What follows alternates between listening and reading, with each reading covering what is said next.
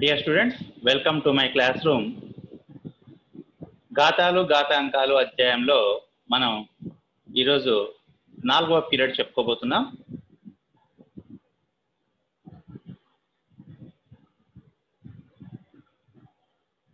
అయితే నిన్న మనం లాస్ట్ క్లాస్లో చెప్పుకునేటప్పుడు 5వ ప్రాబ్లంలో ఒక బిట్ మర్చిపోయాము, మిస్ అయింది. అది దాన్ని ఈరోజు చెప్పుకుందాం.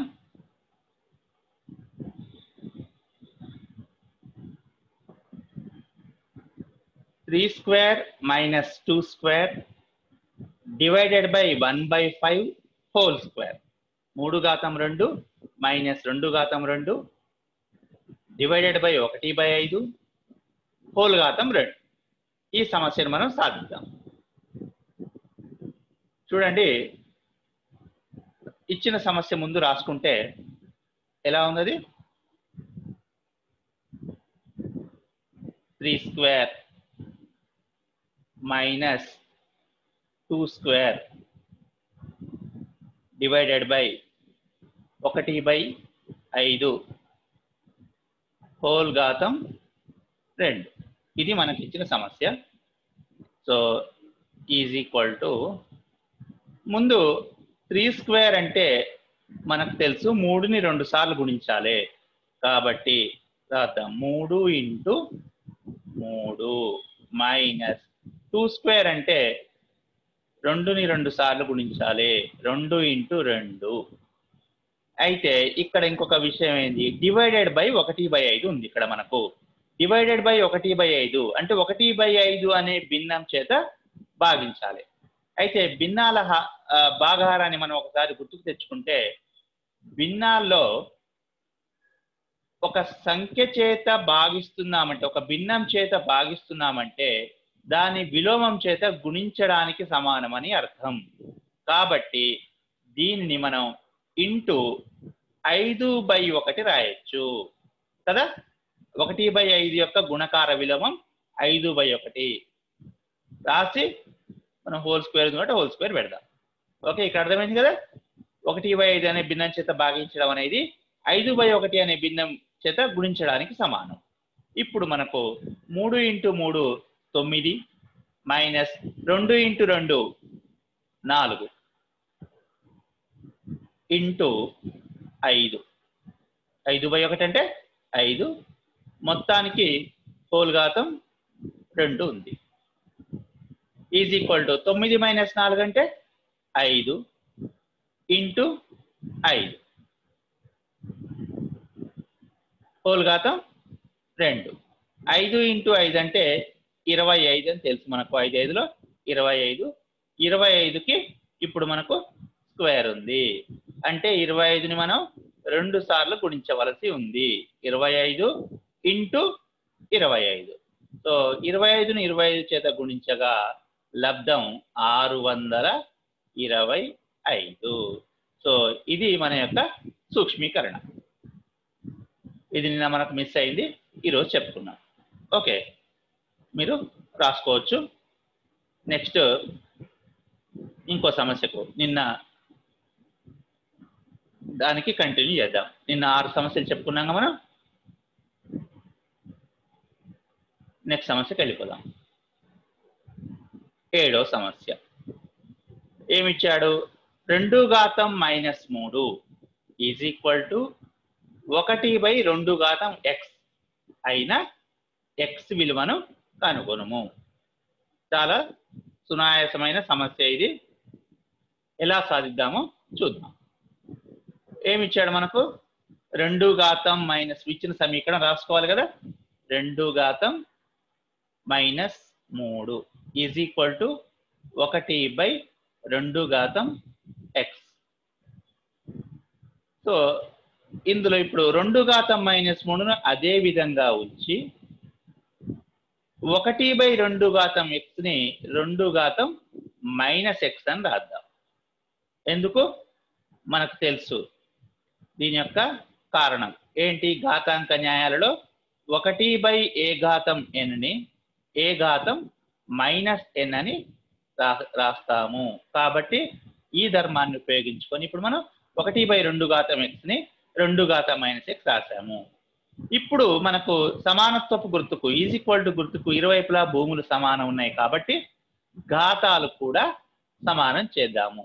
సో ఇక్కడ మనం ఇటువంటిప్పుడు మనం రాసుకోవచ్చు. ఒక కారణం ఏంటి, భూములు సమానం కావున ఘాతాలు సమానం చేయగా అని రాయొచ్చు. లేకపోతే నిన్న మనం రాసుకున్నట్టు ఏ ఘాతము m b ఘాతము m అయితే a b అని కూడా రాసుకోవచ్చు. సో ఇక్కడ నేను ఇప్పుడు దీన్ని ఈ విధంగా రాస్తున్నాను. ఏంటి, భూములు సమానం కావున ఘాతాలు సమానం చేయగా, భూములు సమానం కావున ఘాతాలు సమానం చేయగా, లేదా కారణం ఇంకేమైనా రాయొచ్చని చెప్పిన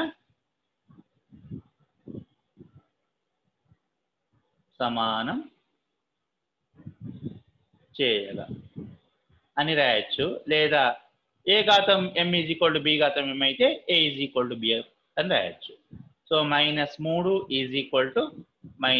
-x.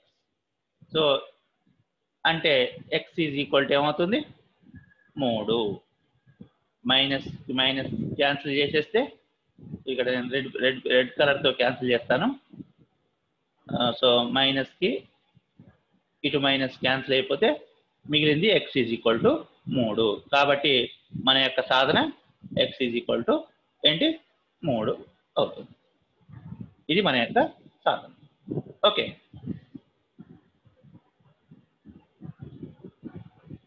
చాలా ఈజీ ప్రాబ్లం ఇది. నెక్స్ట్ ఇంకో సమస్యకి వెళ్ళిపోదాం.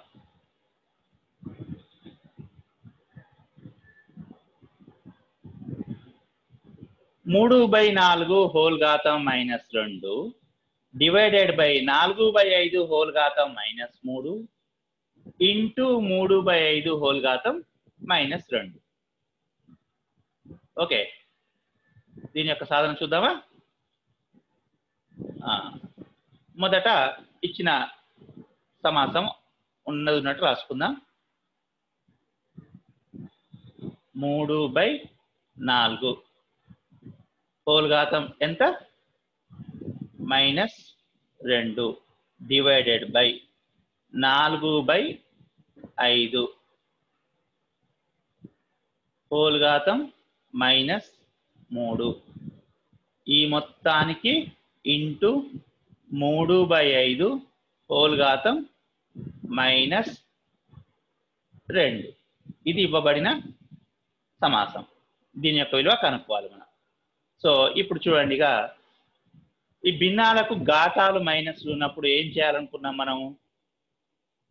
ఏ ఘాతము -n 1/a ఘాతం n ధర్మం ప్రకారం వాటి యొక్క విలోమాలకు మనకు n రాస్తే సరిపోతుంది. అంటే ఇది 4/3 హోల్ ఘాతము 2 కదా. అట్లాగే డివైడెడ్ బై ఇదేమవుతుంది 5/4 హోల్ ఘాతము -3. ఈ మొత్తానికి ఇది +3 ఎందుకంటే మనం దాని యొక్క విలోమం రాసినాం కాబట్టి.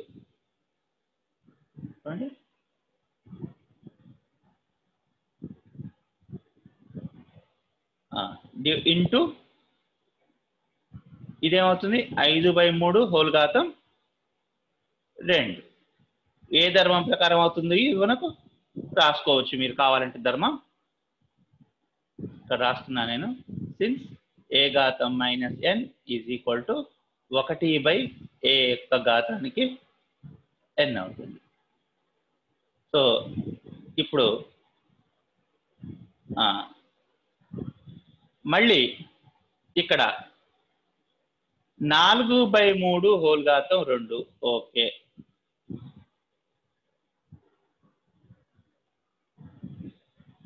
మళ్ళీ ఇందాక చెప్పుకున్నట్లు మనం ఒక భిన్నాన్ని చేత భాగిస్తున్నాము అంటే దాని విలోమం చేత గుణిస్తున్నాము. అంటే 5/4 హోల్ ఘాతం 3 యొక్క విలోమం ఏమవుతుంది, 4/5 హోల్ ఘాతం 3 ఇంటూ ఈ మొత్తాన్ని మళ్ళీ ఏం చేస్తున్నాం మనం 5/3 హోల్ స్క్వేర్ చేత గుణిస్తున్నాం. సో ఇప్పుడు మనం అన్ని ఘాతాలు దేనానికి విడివిడిగా రాసుకుంటే 4 ఘాతం 2/3 ఘాతం 2 ఇంటూ 4 ఘాతం 3/5 ఘాతం 3 ఇంటూ 5 ఘాతం 2/3 ఘాతం 2 కదా. కాబట్టి ఇప్పుడు మనం ఇక ఏ నియమం ప్రకారం రాసుకున్నాం? ఇది a/b హోల్ ఘాతం m ఈజ్ ఈక్వల్ టు కారణం రాసుకుందామా? a/b హోల్ ఘాతం m is equal to a ఘాతం m బై b ఘాతం m అనే ధర్మం ప్రకారం రాసుకున్నాం. సో ఇక్కడ రాస్తున్నాను నేను ఇప్పుడు. సో 4 ఘాతం ఏమవుతుంది ఇప్పుడు? 4 ఘాతం 2 ఉంది, 4 ఇంటూ 4 ఘాతం 3 ఉంది. కాబట్టి 4 ఘాతం 2 ప్లస్ 3 ఇంటూ 5 ఘాతం 2 పైన ఉంది, 5 ఘాతం 3 కింద ఉంది. కాబట్టి ఏ ఘాతం m బై ఏ ఘాతం n లో ఏ ఘాతం m మైనస్ n సూత్రాన్ని మనం వాడదాం. కాకపోతే కింద ఎక్కువ ఉంది కాబట్టి కిందే 5 ఘాతం -3 2 -3 అవుతుంది. అంతకుముందు మనం కింద 3 ఘాతం 2 ఇంటూ 2 ఉంది కదా, దాంతో అది పక్క పెట్టుకుందాం. 2 ఇంటూ 3 ఘాతం 2 ఇంటూ 3 ఘాతం 2 కాబట్టి 3 ఘాతం 2 ప్లస్ 2 అవుతుంది. So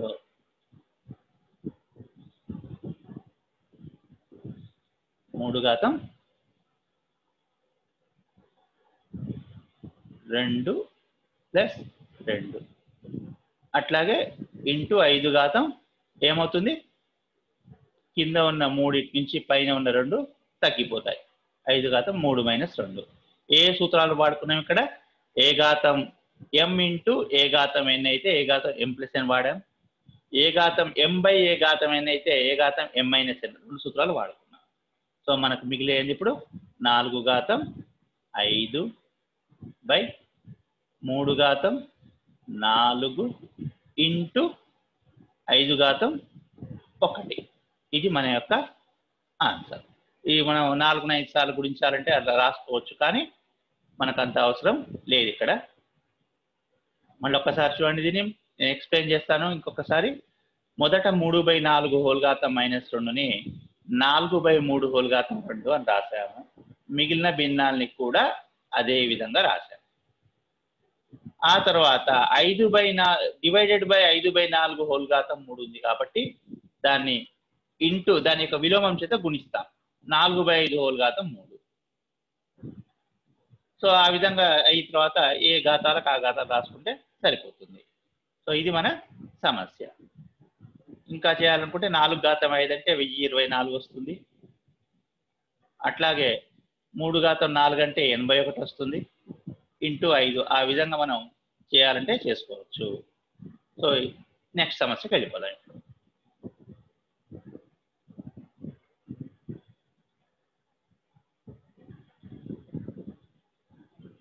m is equal to 3 మరియు n ఈజ్ ఈక్వల్ టు 2 అయిన క్రింది వాని విలువను కనుగొనుము అని మనకు ఒక 4 సమస్యలు ఇచ్చాడు ఇందులో. సో మొదటిది చూద్దాం. 9m² minus 10n ఘాతం 3. సో చూద్దాం ఎంత వస్తుంది దీని విలువ. ఏమి ఇచ్చాడు మనకు? m విలువ 3, n విలువ 2 ఇచ్చాడు. కాబట్టి ముందు ఇచ్చింది రాసుకుందామా? 9m ఘాతం 2 మైనస్ 10n ఘాతం 3 దీని విలువ కనుక్కోవాలి. సో మనకి ఇచ్చిన విలువలో ప్రతిక్షేపిద్దాం. m స్థానంలో ఎంత ప్రతిక్షేపించుకోవాలి మనం? m ఈజ్ ఈక్వల్ టు 3 ఇచ్చాడు కాబట్టి m స్థానంలో 3 స్క్వేర్ మైనస్ 10 n ఘాతం 3 అంటే 2 ఘాతం 3, ఎందుకంటే m విలువ 2 ఇచ్చాడు కాబట్టి. సో 9 ఇంటూ 3 ఘాతం 2 అంటే 3 ఇంటూ 3 మైనస్ 10 ఇంటూ 2 ఘాతం 3 కాబట్టి 2ను 3 సార్లు గుణిస్తాం. చాలా మంది పొరపాటు చేసే పొరపాటు ఏంటంటే 2 ఘాతం 3 అనేసరికి 2 3 6 అని చెప్తుంటారు, కానీ అది తప్పు. So 9 into 3 3 9 minus 10 into 2 into 2 into 2 అంటే 2 2 4 4 2 8. సో 81, 9 9 81, 10 80. కాబట్టి దీని విలువ ఎంత మనకు? 81 మైనస్ 8 80 అంటే 1 అవుతుంది. సో ఇది ఇచ్చిన 9m² మైనస్ 10n³ యొక్క విలువ. చాలా సింపుల్. ఇది జస్ట్ మనం m స్థానంలో 3, n స్థానంలో 2 ప్రతిక్షేపించుకోవాలంటే. సో మరి తర్వాత ఇంకోటి ఏమి ఇచ్చాడో చూద్దాం. 2m² n². ఇది ఇంకా సునాయాసంగా ఇచ్చాడు కాబట్టి దీని సాధన చూద్దాం. 2m² n². చూడండి, 2m² అంటే m స్థానంలో 3 ఇచ్చాడు కాబట్టి 3², n స్థానంలో 2 ఇచ్చాడు కాబట్టి 2². సో 2 ఇంటూ 3 ఘాతం 2 అంటే 3 ఇంటూ 3. అదేవిధంగా 2 ఘాతం 2 కాబట్టి 2ను 2 సార్లు గుణిస్తాం. 2 into 2. So 2 into 3 3 9 into 2 2 4. So గుణకారం చేస్తే 2 ఇంటూ 9 18, 18 ఇంటూ 4 72 అవుతుంది. ఇది మన యొక్క సాధన. ఇది కూడా చాలా సింపుల్గా ఇచ్చాడు, సులభంగా సాధించుకోవచ్చు మనం. సో ఇది రాసేసుకోండి. నెక్స్ట్ తీసేసుకుని నెక్స్ట్ ప్రాబ్లంకి వెళ్ళిపోదాం. ఇది చూడండి, 2m³ plus 3n² minus 5m²n. చూద్దాం. సో ఇచ్చింది మనం ముందు రాసుకోవాలి కదా, రాసుకుందాం. 2m³ 3 plus 3n² minus 5m²n is equal to 2. m అంటే మనకు 3 కాబట్టి 3³ ప్లస్ 3n² కాబట్టి n అంటే మనకు 2 కాబట్టి 2కి స్క్వేర్ మైనస్ 5m² అంటే m ఈజ్ ఈక్వల్ టు 3 కాబట్టి 3కి స్క్వేర్ ఇంటూ n అంటే 2. సో 2 ఇంటూ 3ను 3 సార్లు గుణిద్దాం. ఇప్పుడు 3 ఇంటూ 3 ఇంటూ 3, ఎందుకంటే 3 ఘాతం 3 ఇచ్చాడు కాబట్టి, ప్లస్ అదేవిధంగా 2ని 2 సార్లు గుణిస్తాం, స్క్వేర్ ఇచ్చాడు కాబట్టి. 5 into 3 square, 3 into 3 into 2.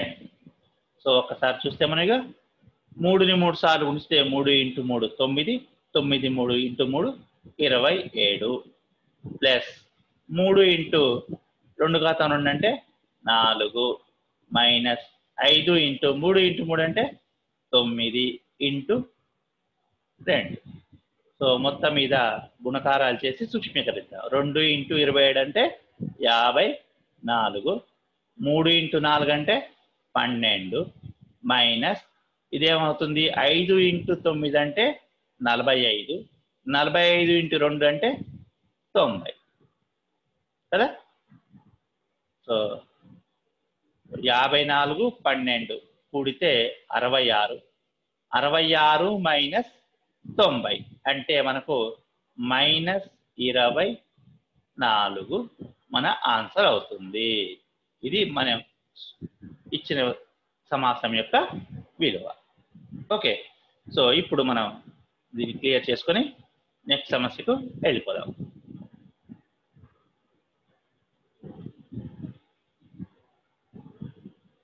m⁻n minus n⁻m. ఇది ఇంకా సులభంగా అవుపడుతుంది మనకు. చూద్దాం దీన్ని ఏ విధంగా సాధించాలో. మొదట ఇచ్చింది రాసుకుందాం. m⁻n minus n⁻m. ఇది ఇచ్చిన యొక్క సమాసం సో m అంటే మనకు m స్థానంలో 3 రాద్దాం. n ఈజ్ ఈక్వల్ 2 కాబట్టి n స్థానంలో 2 రాద్దాం. మైనస్ n ఘాతం m అంటే 2 ఘాతం 3. సో 3 స్క్వేర్ అంటే 3 ఇంటూ 3 మైనస్ 2 ఘాతం 3 అంటే 2ని 3 సార్లు గుణిస్తాం. సో ఇప్పుడు 3 into 3 9 minus 2 into 2 4 into 2 8. So 9 minus 1 8 విలువ 1. సో ఇది సింపుల్గా మనకు అయిపోయింది. చాలా సునాయాసమైన క్వశ్చన్ ఇది కూడా. ఓకే, నెక్స్ట్ సమస్యకి వెళ్ళిపోదాం. 4/7 హోల్ ఘాతం -5 ఇంటూ 7/4 హోల్ ఘాతం -7 సూక్ష్మీకరించి తగు కారణాలు తెలపండి. మళ్ళీ సూక్ష్మీకరించి కారణాలు తెలపమంటున్నాడు. 1వ సమస్య మాదిరిగా 5వ సమస్య మాదిరిగా. సో దీని సాధన చూద్దాం. సో 4/7 హోల్ ఘాతం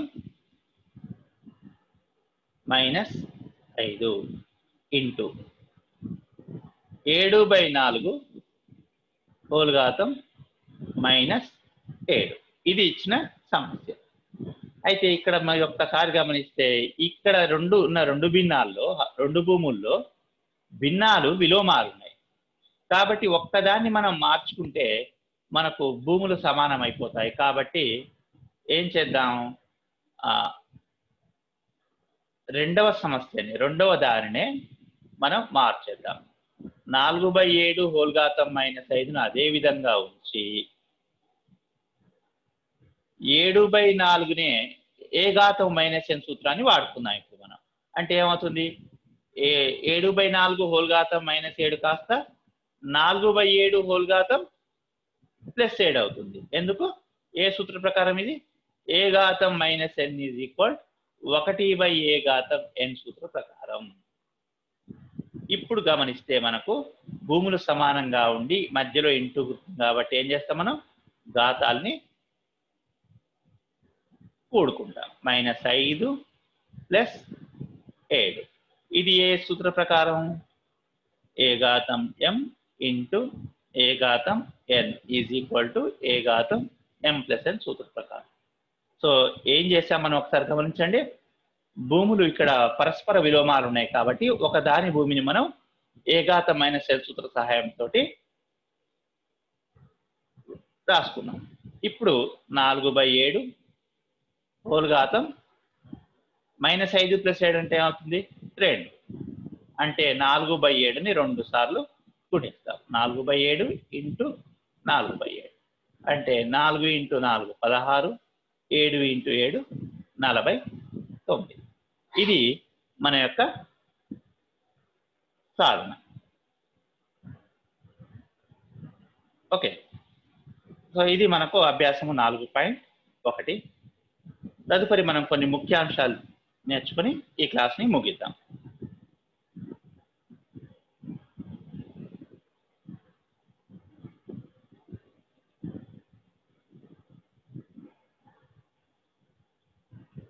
చూడండి, మనకు గత క్లాస్లో నేర్చుకునే కొన్ని విషయాలు చూద్దాం. మనం ఇప్పుడు ఇక్కడ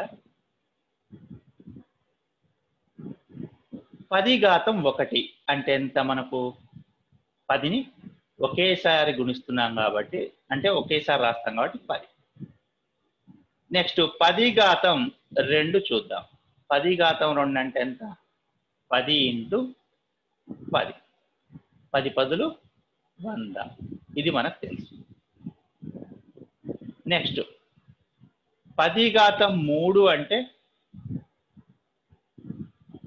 10 ఇంటూ 10 ఇంటూ 10. 10 into 10 100, 100 into 10 1000. అంటే ఇప్పుడు మనం ఒకసారి గమనిస్తే 10ని 10/1 రాస్తున్నాం, 100ని 10/2 రాస్తున్నాం, 1000ని 10/3 అని రాస్తున్నాం. ఆ విధంగా అంటే మనం ఒకసారి గమనిస్తే ఇక్కడ ఎన్ని సున్నాలు ఉన్నాయో 10 ఘాతం అంత అవుతుంది కదా. 1 పక్కన ఎన్ని సున్నాలు ఉన్నాయో 10 ఘాతం అంత సంఖ్య అవుతుంది. అంటే ఫర్ ఎగ్జాంపుల్ ఇప్పుడు నేను డైరెక్ట్ గా ఈ సంఖ్య రాస్తున్నాను.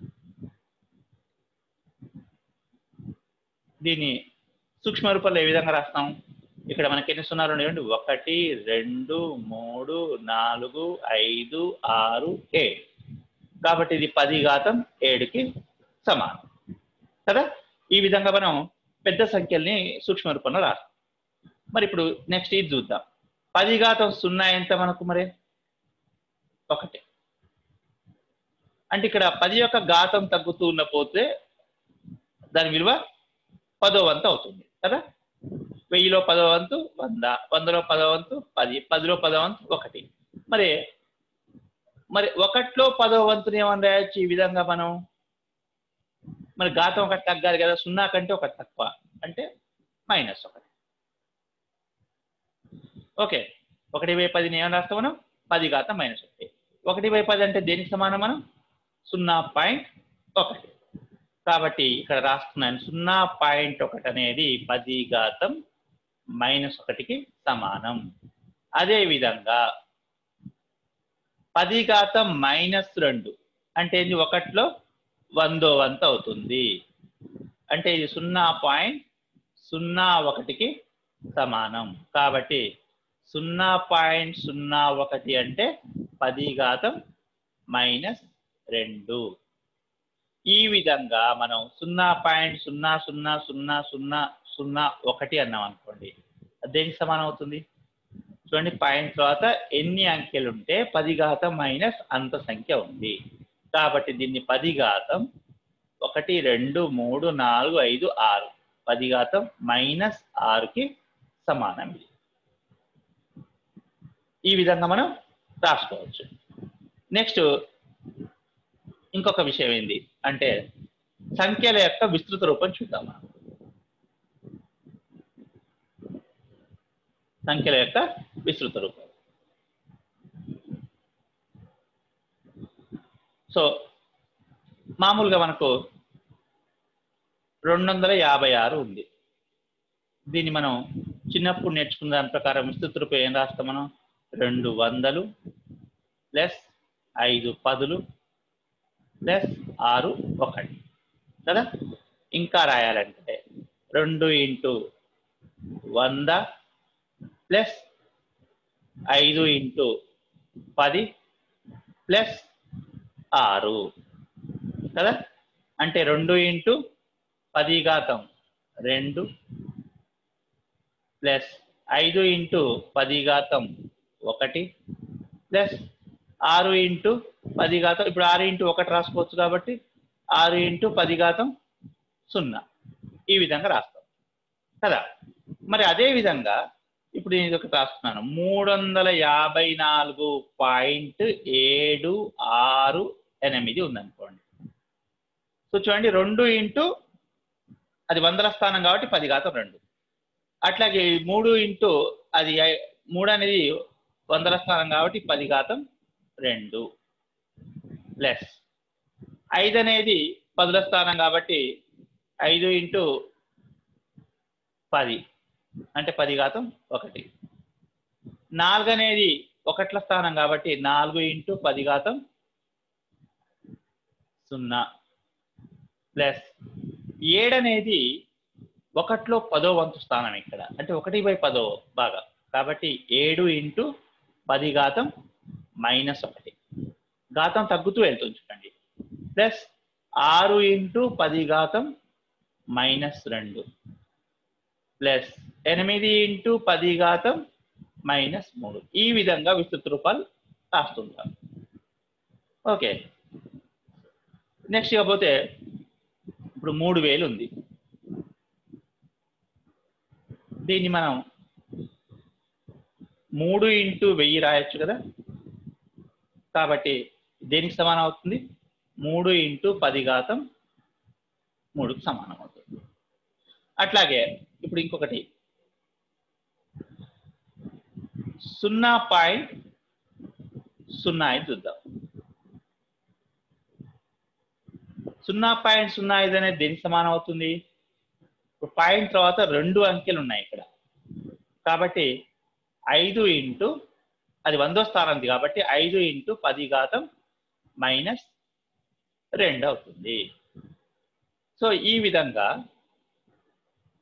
ఇప్పుడు మనం సాధారణంగా పెద్ద సంఖ్యలు వచ్చినప్పుడు ఏం చేస్తుంటామంటే ప్రామాణిక రూపంలో రాస్తుంటాం. ప్రామాణిక రూపంలో ఏ విధంగా రాస్తాం అనేది మనం ఇప్పుడు చూద్దాం.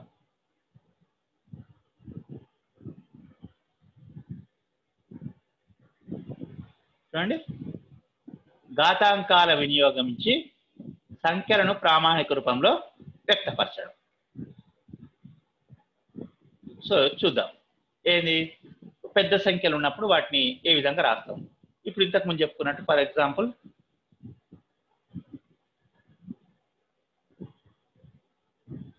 ఈ సంఖ్య ఉంది.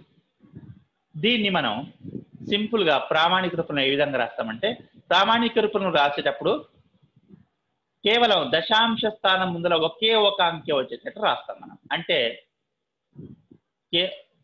ఒక్క అంకె తర్వాతనే మనం పాయింట్ పెడతాం. పాయింట్ పెట్టి తర్వాత ప్రాధాన్యత సంఖ్యలని రాస్తాం. ప్రాధాన్యత సంఖ్యలు అంటే ఏంది? చివరికి సున్నాలు వదిలిపెట్టేసి రాస్తాం. అంటే 5, 7, 6 రాసిన తర్వాత ఇంటూ మనకు పాయింట్ తర్వాత ఎన్ని అంకెలు ఉన్నాయి? 1, 2, 3, 4, 5, 6, 7 కాబట్టి 10 ఘాతం 7 అని రాస్తాం. సింపుల్ గా పెద్ద సంఖ్యలు ఈ విధంగా రాసుకోవచ్చు.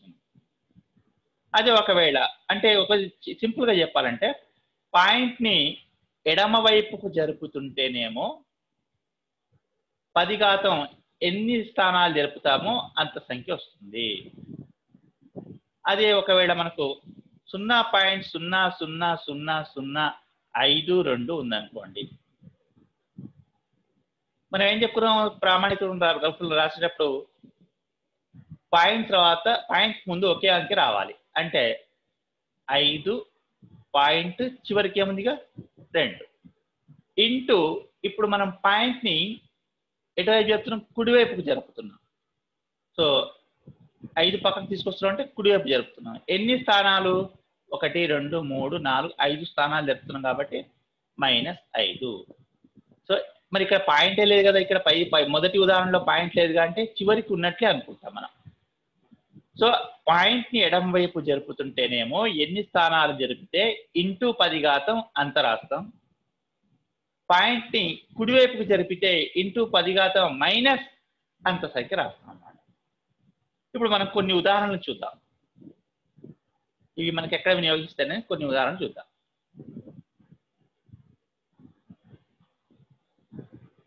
ముందుగా భూమి నుండి సూర్యుని దూరం అని ఒక సంఖ్య ఇచ్చాడు. పెద్ద సంఖ్య కాబట్టి మనం చదవాల్సిన అవసరం లేదు. దీన్ని ఒకసారి గమనిద్దాం. మరి దీన్ని మనం ప్రామాణిక రూపంలో ఏ విధంగా రాస్తాం చూడండి. ఏమనుకున్నాం మనం? చివరికి పాయింట్ ఉందన్నట్లే అనుకుంటాం. ఇక్కడ ఉంది. దీనిని ఏ విధంగా రాస్తాము? ఈజ్ ఈక్వల్ టు ఏమన్నా మనం పాయింట్ తర్వాత పాయింట్ కి ముందు ఒకే అంకె ఉండేటట్టు చేస్తాం.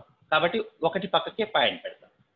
1.4 ప్రాధాన్యత అంకెలు. ప్రాధాన్యత అంకెలు అంటే చివరికి సున్నాలు పెట్టేసి మిగిలిన సంఖ్యలు 4, 9, 6 సున్నాలని మనం రాయాల్సిన అవసరం లేదు. పాయింట్ తర్వాత చివరికి మధ్యలో ఉంటే రాయాలి, కానీ చివరికి అన్ని సున్నాలే ఉంటే రాయాల్సిన అవసరం లేదు. ఇంటూ ఇప్పుడు మనం పాయింట్ ని ఎన్ని స్థానాల ముందు జరిపాం? ఇక్కడ ఉంది కదా, 1, 2, 3, 4, 5, 6, 7, 8, 9, 10, 11. 11 స్థానాల ముందు జరిపాం కాబట్టి 10 ఘాతం 11. ఎడమవైపు జరుపుతున్నాం కాబట్టి 11. ఏంటివి ఇవి? మీటర్. అదేవిధంగా ఇంకొక ఉదాహరణ చూద్దాం.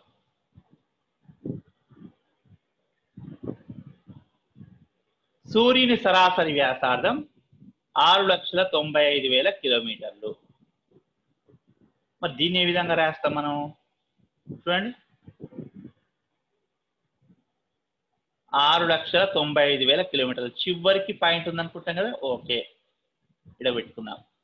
ఈజ్ ఈక్వల్ టు చూడండి, ఇప్పుడు 6.95 చివరికి సున్నాలు అవసరం లేదు రాసి అంటే పాయింట్ ముందు ఒకే అంకె ఉండేట్లు చేసుకొని ఇంటూ ఇప్పుడు మన పాయింట్ ఎన్ని స్థానం ముందు జరిపాం 1 2 3 4 5 కాబట్టి 10⁵5 ఏంటివి ఇవి కిలోమీటర్ ఇట్లా పెద్ద సంఖ్యలు మనకు వచ్చినప్పుడు మనం ఈ ప్రామాణిక రూపంలోకి మార్చి రాస్తుంటాం ఇంకొక ఉదాహరణ చూద్దాం